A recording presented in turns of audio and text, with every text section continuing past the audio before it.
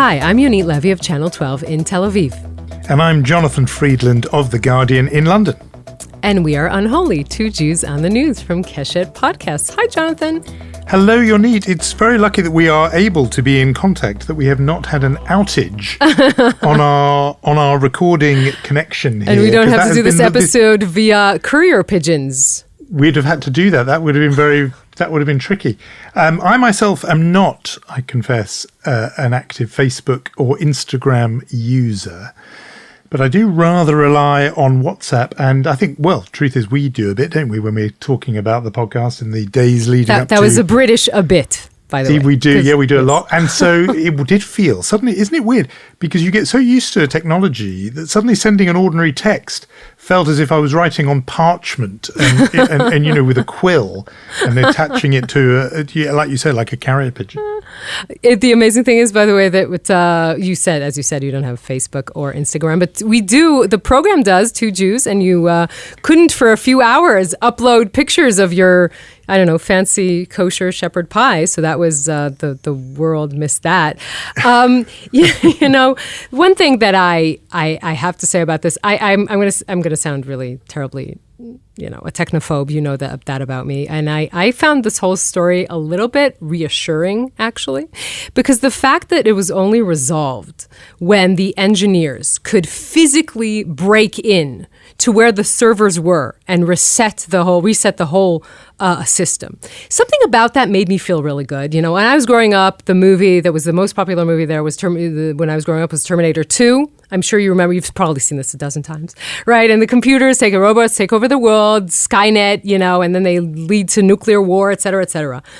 And you kind of had that, not only in that movie, right? The apocalyptic narrative of robots and computers taking over the world. And now you're saying that will never happen because you're always going to have that guy at the end of the chain with his chainsaw, you know, opening the breaking in and physically resetting the I see. So it's reassuring that in the end it does come down to something kind of physical. I know what you mean. And human. From what I've read, it was essentially what they had to do was clamber in and turn it off and turn it on again, which is essentially what we all do. It is the equivalent of sort of hitting the TV to make it work, and that was quite good. Not a good week for tech giant Facebook, which of course owns Instagram and WhatsApp. And it was interesting because this was the week of the Facebook whistleblower, obviously Francis Hogan, and all of these themes were really reinforcing stuff we had talked about on this very podcast with Kara Swisher just a couple of weeks ago. Oh, sure. I don't want to slap ourselves in the back too much, but we were talking exactly about these themes with Kara Swisher 2 weeks ago. She has been talking about this for years. Obviously, the effect of someone from inside Facebook talking about this, bringing in the documents. Incredibly important. I remind you that Kara Swisher was talking about the fact that Facebook needs to have criminal implications and civil implications for their behavior. Some of that might be, you know, coming very close as we speak because of these recent developments. People always say this could be the moment, so we'll see if it is. But it does just go to show that unholy is where you need to be. We are ahead of the curve because what you hear here is then discussed in the halls of Capitol Hill a mere fortnight later. But some big news going on in your neck of the woods. Yeah, well, always is, by the way. But yeah, from blunders and mishaps the whole world can see to covert operations that are supposed to be covert. So this week in Israel, the biggest headline was given by the Prime Minister, Naftali Bennett, in his Knesset speech as Israel's parliament resumed its winter session. So he returned to the story that kind of has been tugging on Israel's collective nerve system for the past 35 years. It's the kidnapping and the mystery of the fate of Ron Arad, the MIA airman, really an open wound in Israeli society. His plane exploded over Lebanon in 1986. He was captured by a Shiite militia group and then probably apprehended by Iran. And to this day, his fate is unknown. So the Prime Minister stood in the Knesset and said basically that there was a courageous Mossad operation to try and uncover any sort of information about Ron Arad. What came out afterwards are reports that Mossad agents extracted DNA from a body located in South Lebanon, and a report that Mossad agents had kidnapped a former Iranian general in Syria and taken him for interrogation. So we wanted to talk to a top expert on this. Ronen Bergman is an investigative journalist and author. He writes for the New York Times and Yonit in Israel. His recent book about the Mossad rise and kill first is a New York Times bestseller. By the way, Ronen, 8 books by now, if I'm not mistaken. That's the 7th. I'm in the process of writing the 8th. It's catching up with you there, Jonathan. Just saying. Nearly breathing there. Down your neck. Ronen, thank you so much for talking to us today. Thank you for the invite.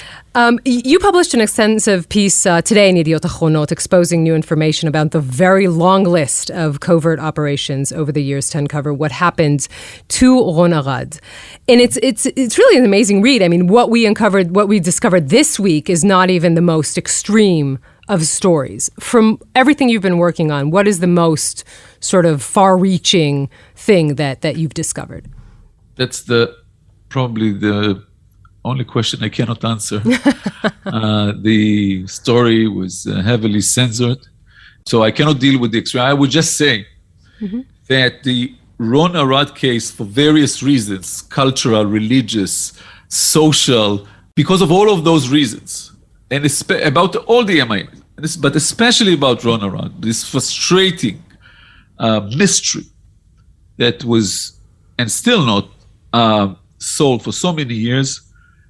In many cases, that issue, which was supposed to be, with all agony and respect to the suffering of him and his wife, but this is a humanitarian issue that is usually an annex to the events.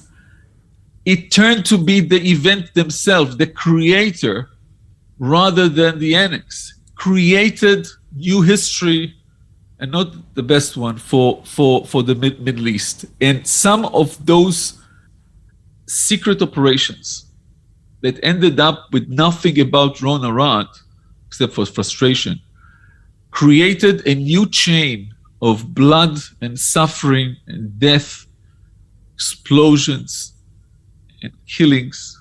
And in the case of Ron Arad, the government, the intelligence community, the armed forces, the defense establishment has gone to such a long extent and did so much that sometimes you need also to ask, is there a limit?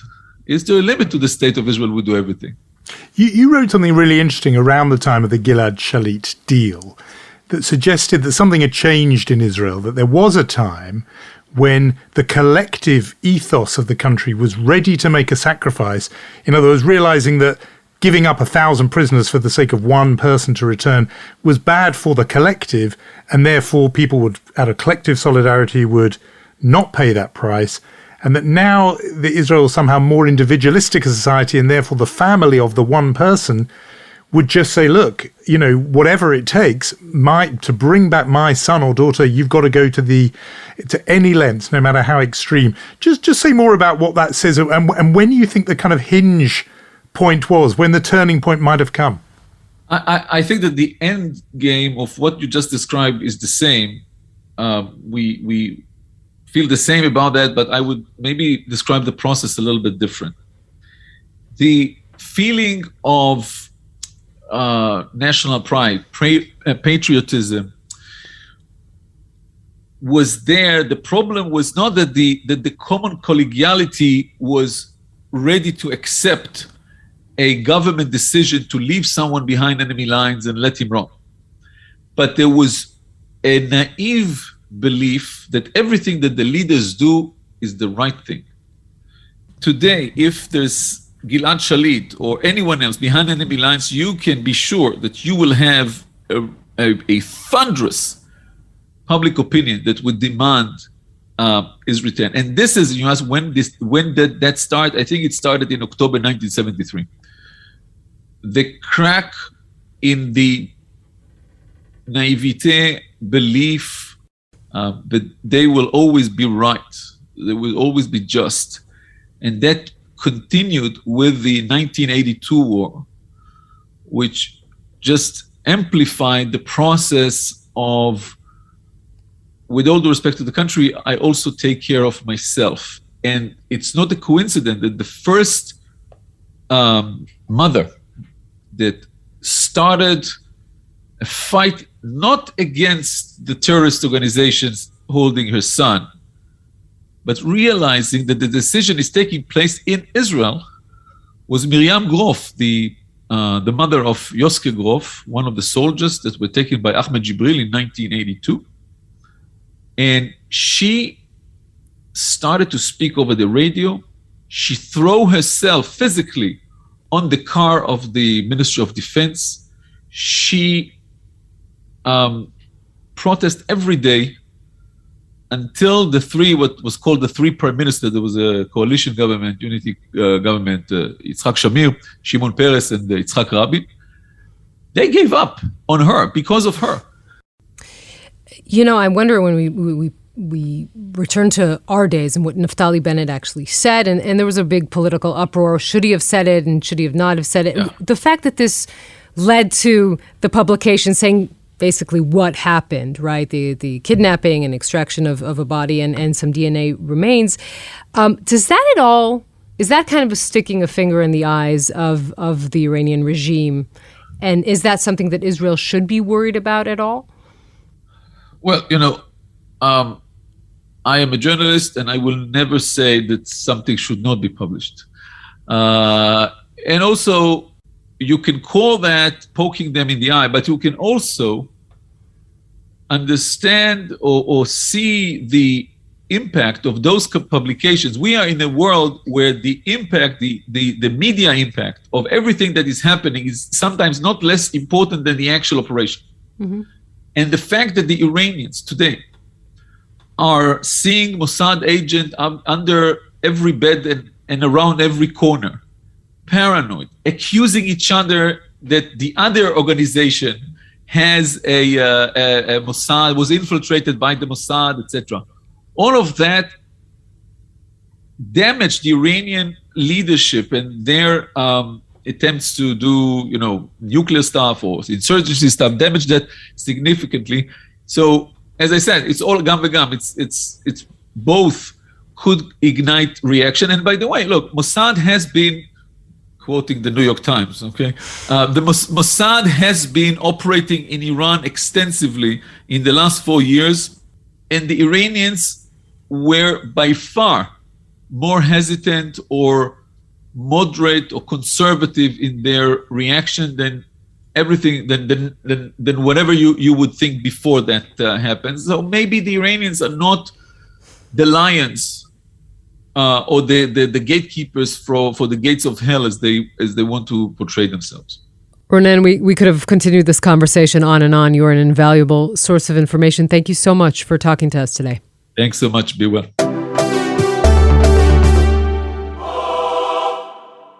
Now, the delight of this podcast is that we move from what is being discussed in Israel to what is being discussed in the wider Jewish world. And could there be a more stark contrast? Because while Israelis are debating the whole ethics of how far they go to bring back service personnel who have fallen, the Jewish world in diaspora has been agitated a little bit by a fascinating discussion which goes under, I have to say, the coinage is itself difficult, which is Jew-face. Pretty unpleasant phrase, kicked into the public conversation by the actor Sarah Silverman, who does a very good podcast. And she was talking about, on her podcast, the whole issue of casting and cross-ethnic casting, which is just a really interesting debate. As you know, obviously nobody anymore would countenance a white actor donning blackface to play a black character. Similarly, the phrase yellowface when Asian roles are given to non-Asian actors. And Sarah Silverman just went on to her podcast to say, so where are Jews in all this? Why is it that non-Jewish actors can be cast to play Jews? Well, let's just hear a bit of her making this point. One could argue, for instance, that a Gentile playing Joan Rivers correctly would be doing what is actually called Jew face. Jew face, doesn't feel good to say, is defined as when a non-Jew portrays a Jew with the Jewishness front and center, often with makeup or changing of features, big fake nose, all the New Yorkie or Yiddishy inflection. And in a time when the importance of representation is seen as so essential and so front and center, why does ours constantly get breached, even today, in the thick of it? I would start by saying there are two levels of discussion, right? The kind of underlining point is this, and generally speaking, right? Progressive left has the problem of saying that because Jews in general are rich and powerful, in itself this is a problematic thing to say. They don't need the protection. They're actually not counted as a minority. We talked about this on the podcast. And here this is extended to say, basically, why, if Jews are a minority, what she's saying is basically, if they're a minority, why the only minority where you don't have to cast an actor as the real thing, right? I mean, am I summarizing this? Yeah, I mean, I think, funnily enough, in that clip, she merged two issues, which are separate. I mean, there's one thing which is the stereotypical depiction. So a non-Jewish actor, she literally talked about putting on a kind of big nose and kind of mugging performance, playing a kind of shrugging, mugging Jew. That's problematic just right there because it's stereotypical and potentially even kind of racist. Offensive. So offensive. So that's one issue. But then what I think is so interesting about what she's saying, she's also objecting, even when none of that goes on, why are Jewish parts being given to non-Jewish actors? Now, obviously there's a little bit of kind of special pleading there because she doesn't say it in that bit, but you kind of guess that she would love to have been cast as Joan Rivers herself, right? Yeah. That would have been a great part for somebody like Sarah Silverman. Fine, that's completely okay. But even that is, she is saying, I think, that is difficult because people don't think it's anymore okay for other minorities to have themselves represented by other groups. So she bundled together two different points, stereotypical depiction and just giving the part to somebody else. Let's break that apart for a minute, if we can. Okay, the whole issue of stereotypical depiction of Jews, right? I mean, the thing I'm going back to is Alec Guinness as Fagin, right? The evil character from Oliver Twist, right? 1948, I think. If anyone since is doing this caricature of a Jew, first of all, that's bad writing. But secondly, if you're watching it, are you bothered by the caricature or are you bothered by the fact if the actor is Jewish or not? Right, I'm not sure if I'm really bothered by the fact that the actor is Jewish or not. I'm bothered by the fact that this is a stereotype. So a Jewish actor did play Fagin in the 1960s musical Oliver. Actor Ron Moody played him. In a way, some of the depiction was still pretty stereotypical, but people said it was more affectionate and so on. Now, that's why I think there are two issues here, because I noticed myself, the Mrs. Maisel, the story that was on a streaming network. Marvelous Mrs. Maisel. Yes. Is that how you would say it? Maisel. Okay. The Marvelous Mrs. Maisel. Yeah. And that's so. I'm just pleasantly surprised you watched it, Jonathan. Oh, of course. It's just not up your alley. I'm discovering something very new about you. I liked it. I kind of abandoned it, I think, once into the third season. I sort of got the idea.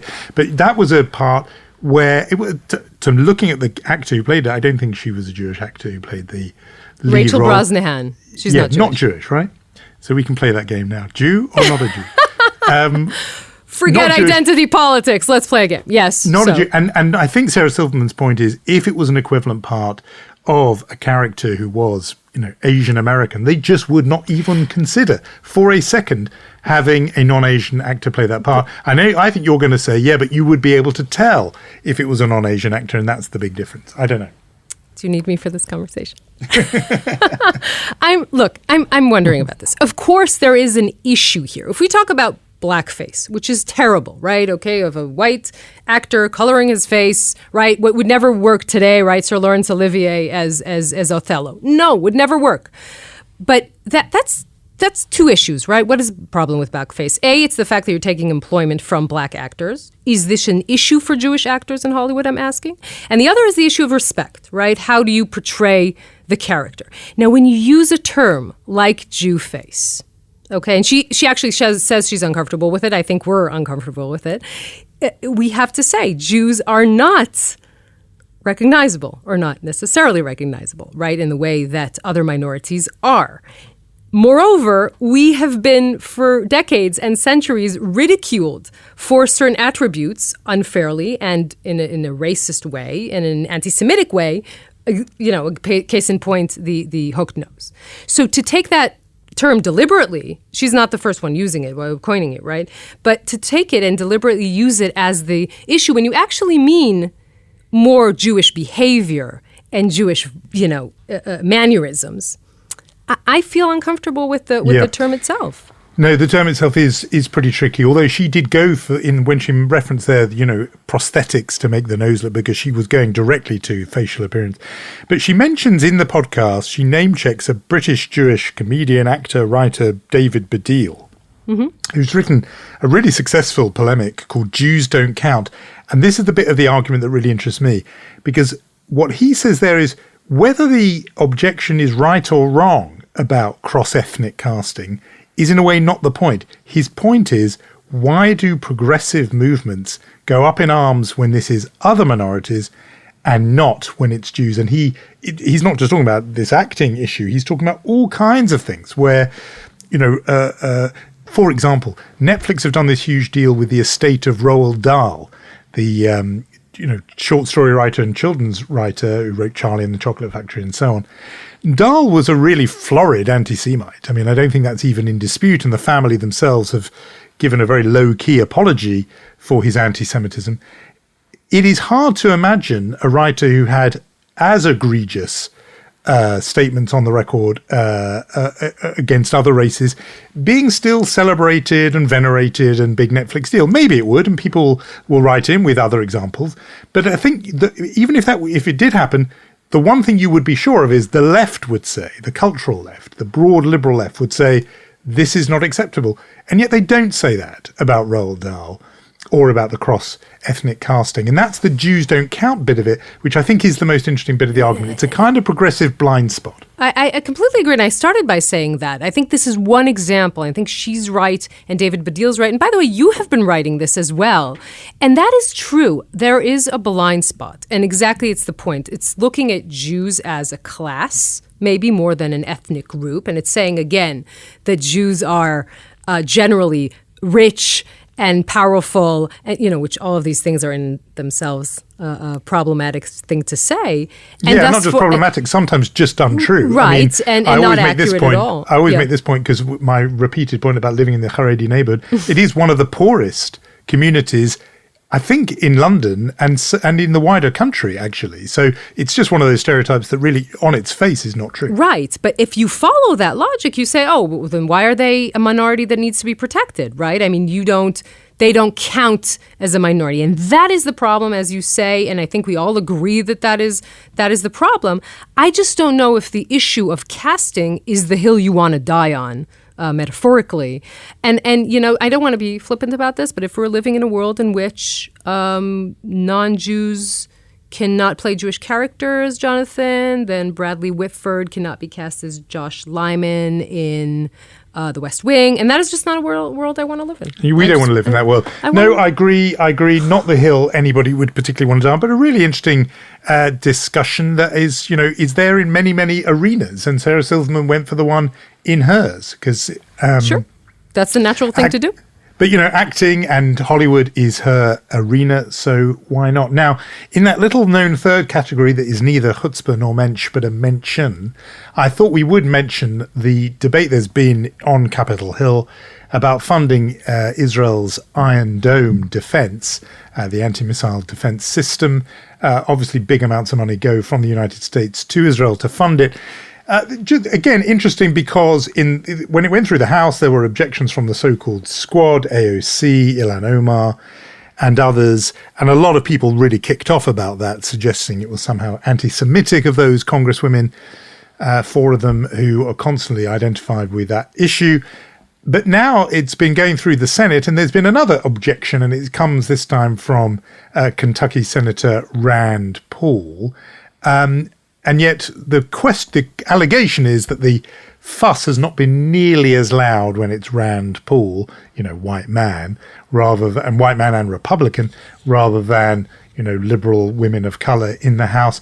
I don't know how true that is. It's an interesting. AIPAC did actually also condemn Rand Paul for his opposition, but it's just worth noting that there is this sort of proxy issue about attitudes to Israel that yeah, although run you do, through by the Iron Dome. AIPAC and the Jewish Democratic Council of America both wrote about this. But I mean, two things. Rand Paul is speaking because he's a libertarian. He objects to just foreign aid in general, and the Squad have an ideological issue, or issue as you would say, with Israel.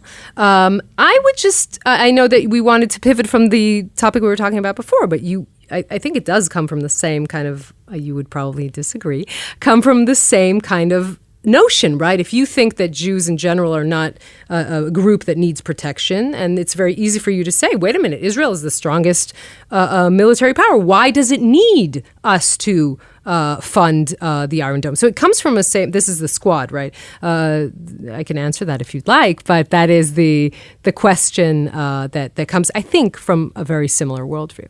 Yeah, no, I understand the point. I mean, I suppose I would say that you can't make that generalization that they're so powerful and don't need protection about Jews.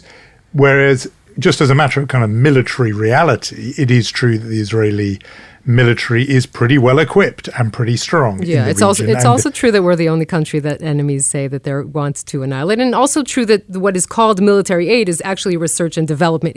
Turning Israel into a station of research and development for these kinds of weapons. But yeah. This is one of our perennial points of disagreement, isn't it? Because I do think that for Israel's own sake, this is the standing on its own 2 feet argument, that Israel is, big enough, smart enough, strong enough now to pay its own way in the world. We've talked before about all the high-tech billionaires around. There's people in Israel who could pay for this. So I get that. You have a tone like you're going to cut my allowance soon. And I'm kind of worried about that. So maybe we should. Right. And you have to give back the car keys. Okay, so that is our mention. How about chutzpah, the classic chutzpah and mensch awards, which we should of course, go on. Get to. Go chutzpah. Of course. Why? Do you notice that in the last couple of programs I'm the one doing the chutzpah? Do you? Yeah, it says something, doesn't it? It does. We'll have to work out what that is. Just your classic British understatement. Okay, so chutzpah. We don't discriminate on chutzpah awards. We give it to Jews, to Arabs, to rich people, to just the lay folk, and the kings as well. So our nominee this week is King Abdallah of Jordan, who there was a massive leak of financial documents on Sunday, dubbed the Pandora Papers. He is alleged to have used offshore accounts to spend more than $100 million on luxury homes in the US and the UK. This while his own country is struggling in many economic woes, including, I think at the same day that this was published, he was hosting a meeting with the president of the World Bank, giving Jordan $1 billion in aid. I would call the whole thing chutzpah, but especially the royal court's response to all this, saying he paid for these things personally and it's not linked to public funds. Yeah, no, I agree. That is real chutzpah, especially actually, holding out the begging bowl to the World Bank. And you think, what? Like I was saying about Israel and its ability to pay for the Iron Dome, the King of Jordan himself could dip in his own pocket, sell up a few of these prestige apartments, and pay his own way. So yeah, I think that is a worthy chutzpah nominee. So for Mensch, this is a very sort of story that has affected or has been very affecting to a lot of people in the UK and I think beyond, which is the oldest continuing functioning synagogue in Europe is in the City of London, capital C, meaning the square mile of London that is the financial district.